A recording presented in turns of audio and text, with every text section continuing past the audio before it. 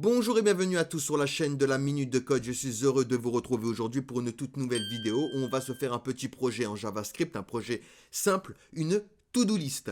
Alors, on va pouvoir rentrer ici une tâche. Donc, par exemple, je rentre CSS, je vais l'ajouter à ma to-do list. Je vais pouvoir le supprimer ou le modifier. Donc, si ici, je le modifie, je mets par exemple CSS 3, hop, OK, et hop, ça a bien modifié du coup la tâche. Je vais pouvoir rajouter d'autres tâches comme PHP par exemple ou HTML, hop, je peux en rajouter autant que je veux et je vais pouvoir bien sûr les supprimer, hop, comme ceci. Donc si vous êtes prêts, eh ben, je vous dis à tout de suite de l'autre côté.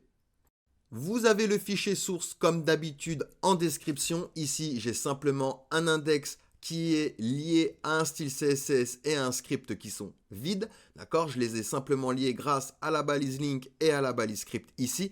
Et je vais simplement rajouter la bibliothèque d'icônes YonIcon. Donc vous allez sur YonIcon, donc sur le site de YonIcon, vous allez sur usage ici, vous allez récupérer les deux scripts qui sont ici, donc hop, CTRL-C et vous allez les coller avant la balise de script du coup qui va lier votre script local. Hop, nickel, une fois que ceci est fait, vous allez cliquer sur Icons et on va pouvoir ici rechercher les icônes qui nous intéressent pour ce projet. Donc je vais venir dans le body et on va commencer par se faire le HTML.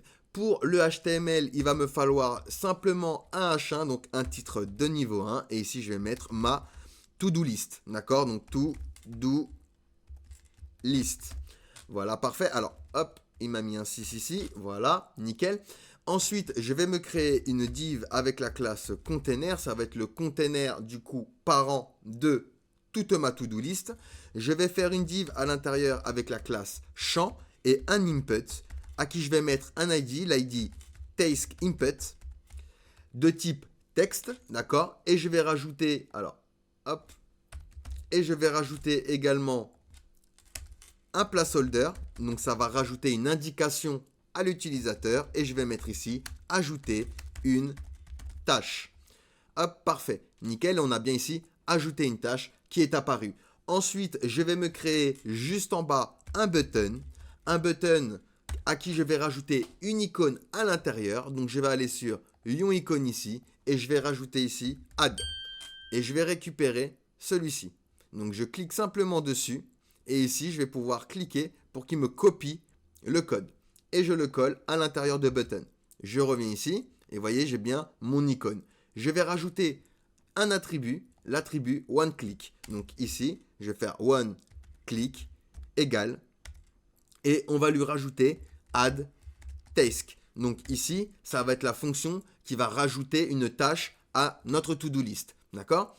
Une fois que ceci est fait, juste en bas, je vais me créer une liste non ordonnée, donc annuelle, avec l'ID task list ou task list. Désolé pour mon accent anglais. Voilà, parfait, nickel. Donc ici, j'ai tout ce qu'il me faut côté HTML. Je vais pouvoir passer directement au CSS. Donc dans mon CSS, je vais récupérer le body. Je vais utiliser Flexbox, DisplayFlex, Justify Content Center et Align Item Center pour centrer mes éléments. Je vais utiliser Flex Direction Column car je les veux en format colonne. Par contre, vous voyez, ça ne se centre pas sur Y. Pourquoi? Parce que le body, il a une largeur, mais il n'a pas de hauteur. Donc, je vais lui rajouter une hauteur de 100 VH, 100 Viewport 8. Et là, ça s'est bien aligné avec Y. Margin 0, fond de femme, Arial Helvetica sans sérif. Donc, ça, c'est pour changer la typographie. Et un petit background, on va mettre du F5, F5, F5. Hop, parfait, nickel. Je vais récupérer ensuite le container. Donc, je vais faire un point container, width 100%, max width par contre 800 pixels, donc tu feras 100%, mais tu ne dépasseras pas 800 pixels maximum. Et alors, hop, j'avais pas vu que il m'avait pas compté mes accolades, pardon. Donc width 100%, max width 800 pixels et margin 0 auto. Donc 0 en haut et en bas et auto à gauche et à droite pour aligner le container du coup au milieu. Je vais récupérer ensuite champ. Je vais utiliser un DisplayFlex, Justify Content Center et Align Item Center et je vais faire de même margin 0 auto. D'accord? Hop, pour le centrer. Parfait. Maintenant, je vais récupérer le H1. Donc H1, juste pour lui donner un margin bottom de 20 pixels. Je récupère maintenant mon input, l'input de type texte, d'accord? Hop, parfait. Et alors, on n'oublie pas les doubles cotes. Hop, voilà. Et je vais lui donner une width de 300 pixels, un padding de 10 pixels. Je vais lui dire border none, je ne veux pas de bordure, donc tu m'effaces les bordures. Border radius, je vais lui donner 5 pixels et un margin bottom de 10 pixels avec une hauteur de 50 pixels. D'accord? Hop et hop. Parfait. Nickel. Donc là, je me suis occupé de l'input ici. Ok? Nickel. Je vais m'occuper maintenant du bouton. D'accord? Donc, button, background, on va mettre transparent.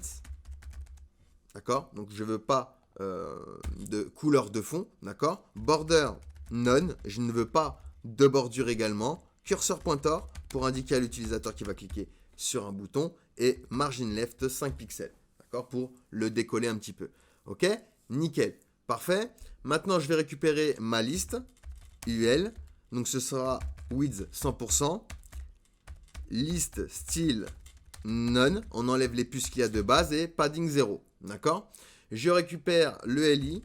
Donc, UL LI. Donc, c'est les LI, ce sera là où il y aura nos tâches. On va lui dire width 100%. On va utiliser Flexbox, donc DisplayFlex, Justify Content. Alors, on va pas mettre Center, mais Space Evenly. Space Evenly. Voilà. Et Align Item Center. Background Color, donc BG. F1, F1, F1. Hop. Padding, 10 pixels. Border Radius, 5 pixels. Margin Bottom de 10 pixels. Et un petit Box Shadow, histoire de lui donner un peu plus de corps. 0 sur X, 2 pixels sur Y, 4 pixels de dose. RGBA, 0, 0, 0 et 0,1 d'opacité. Hop et hop. Nickel, parfait.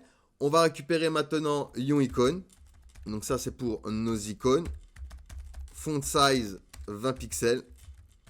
Margin white, 5 pixels. Background, midnight blue. Padding, 0,5 rem. Color, F1, F1, F1. Alors hop, F1, F1, F1. Alors le padding ne s'est pas mis. Alors attendez, tac. Donc on a dit padding 0,5 rem. Color F1, F1, F1. Et un border radius de du coup 50% pour former un cercle parfait. Ok? Nickel. Après, on va rajouter d'autres boutons donc pour modifier et supprimer. Donc, il aura la classe delete. On lui rajoutera un background crimson. D'accord? Et pour le modifier, modify, on va lui donner un background yellow. Et du coup, color 333 pour que ce soit visible quand même. Parce que du blanc sur du jaune fluo comme ça, ça ne sera pas visible. Donc ça, ce sera pour les boutons, d'accord, modifier et delete. Et on a fini du côté CSS, on va pouvoir passer au script. Je vais dans mon script ici et je vais commencer bien sûr par récupérer les éléments dont j'ai besoin. Donc je vais me créer une variable que je vais appeler taskList, comme ceci, et je vais lui dire que c'est égal à document.getElementsById, et on va récupérer l'élément qui a l'ID taskList. Hop, d'accord, qui est notre liste du coup non ordonnée. Je vais du coup me faire ma fonction add task comme ceci. Hop, nickel. Hop, j'ouvre mes accolades. Donc je rappelle que cette fonction, on l'a mis ici, hein, hop, sur notre bouton. Ok. Donc ici, qu'est-ce qu'on va faire? On va créer une variable que l'on va appeler task input égale document.getElementsById et on va récupérer l'élément du coup qui a l'ID task input. Donc qui est notre input. Hein. Hop, donc c'est getElement by ID. Alors document.getElement by ID. Voilà, parfait. Je vais créer une autre variable que je vais appeler task text égale, et ce sera égal à task input.value. D'accord? Donc cette variable, elle sera égale à la valeur que l'on va rentrer, d'accord, dans task input, d'accord. Alors, ici, j'ai fait une petite faute. Voilà, voilà. D'accord? Donc, c'est ce qui va remplir notre tâche. D'accord? Ensuite, je crée une condition. Donc, if si text, pardon, je vais y arriver, est strictement égal à chaîne de caractères vide, alors, hop, on ouvre nos accolades. Hop, on ouvre nos accolades et on return, tout simplement. Donc, on va rien faire si le champ est vide. D'accord? Donc, on sort de notre condition ici. Et je vais faire une variable que je vais appeler li égale document.createElement et on va créer l'élément li. Ok? Ensuite, je vais faire li.inner.html égale à text. Hop, voilà, parfait. Nickel, donc, à notre variable ici, donc à la valeur que va rentrer l'utilisateur. D'accord? Donc, on va lui mettre le texte à l'intérieur du li que l'on a créé ici avec createElement. Ensuite, je me crée une variable que je vais appeler editButton égale à document.createElement et on va créer un bouton. D'accord? Donc ça, c'est pour modifier le bouton. Donc on va faire un edit button. Ici, on va récupérer ça. Hop. Edit button.inner.html est égal. Hop, on ouvre nos simples cotes. On va aller ici. On va taper pencil. Et on va récupérer, hop, celui-ci. Copier. Et on le colle ici. Hop, nickel. Ensuite, je récupère edit button ici. CTRL C. Je viens en bas. Point OneClick égale à function, donc à une fonction qui va lancer la fonction editTask avec le li en paramètre à l'intérieur. Ok?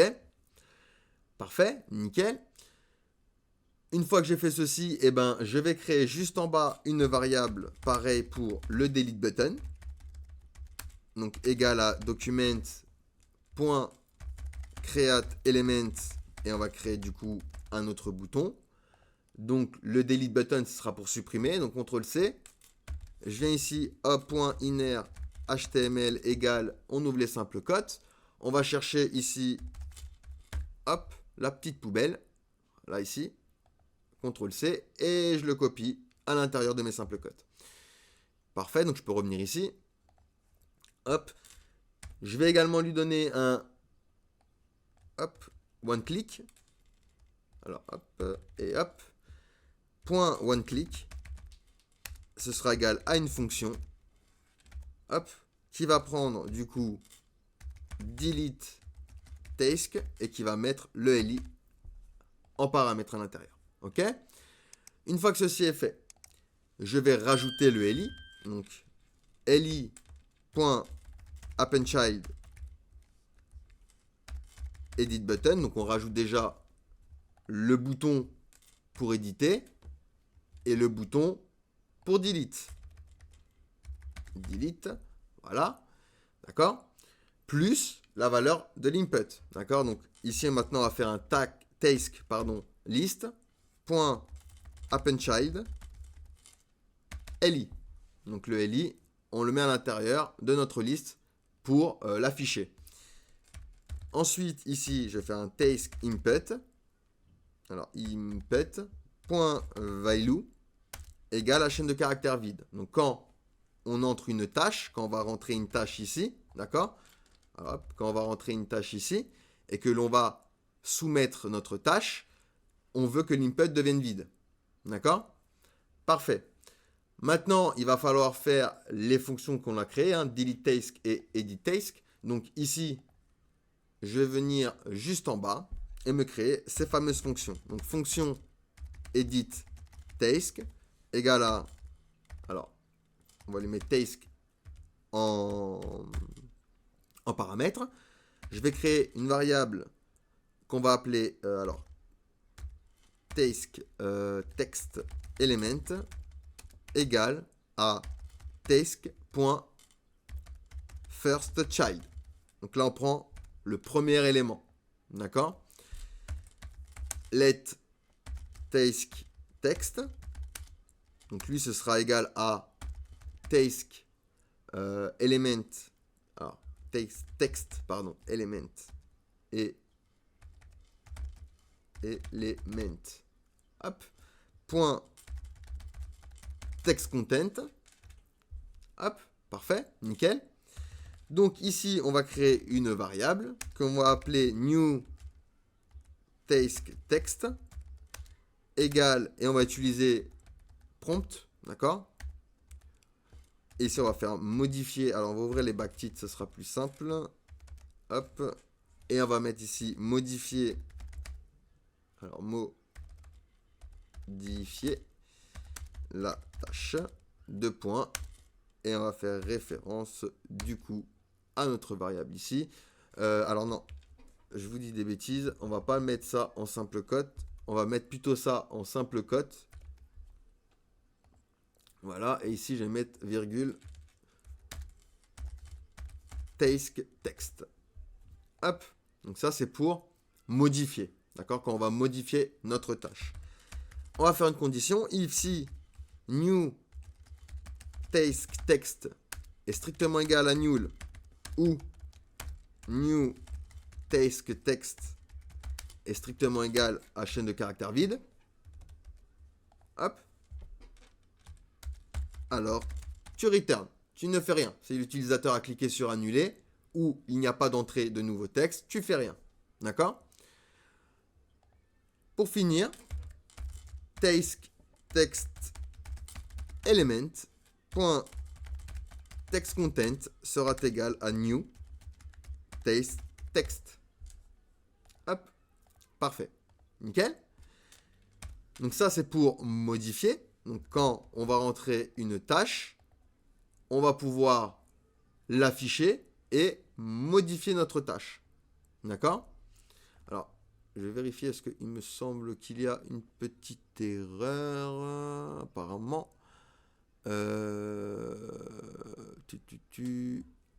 la ligne 5. Alors, on va aller à la ligne 5. Et ici, on a alors task input.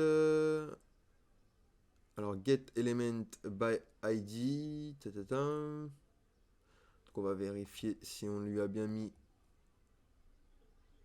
sur l'input. Alors il est où l'input? Il est là. Ah oui, là j'ai mis une majuscule. Donc on va mettre une minuscule. Voilà.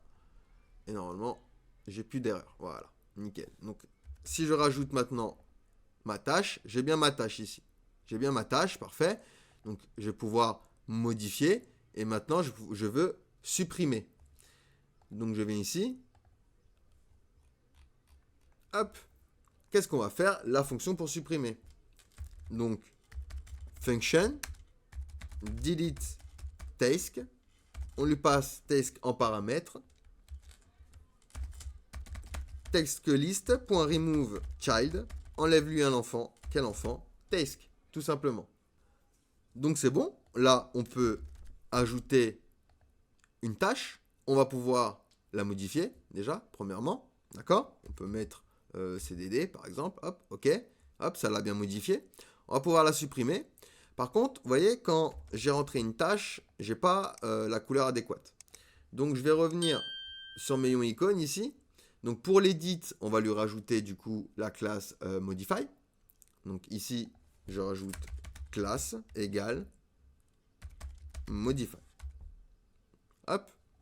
Donc maintenant, je rajoute HTML. Hop. J'ai bien le bouton en jaune. Et pour le delete, je vais faire la même chose. Donc classe égale. Et on avait appelé la classe du coup delete. Hop. Donc maintenant, je rentre ma tâche HTML. Hop. Et j'ai bien mon bouton rouge et mon bouton jaune.